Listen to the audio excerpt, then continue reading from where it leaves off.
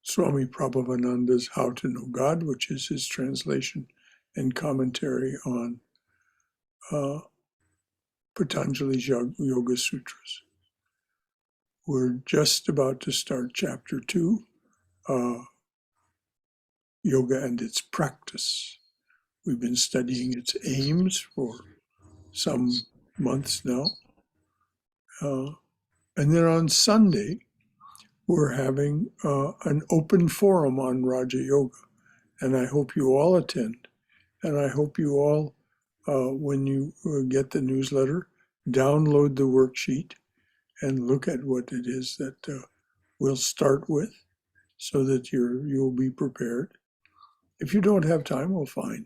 You'll join in anyway, I hope. And then Swami Sarvadevananda has sent us his annual invitation, which will either has already gone out as a bulletin or will go out later this evening as a bulletin inviting us to chant Jai Shri Durga a certain number of times each day during Navaratri from September 25th until October 5th. It's a practice that is done in many, many centers around the United States. It was started by Swami Swahanandaji. 100,000 repetitions of the mantra Jai Shri Durga is said to be equivalent to one grand performance of Durga Puja.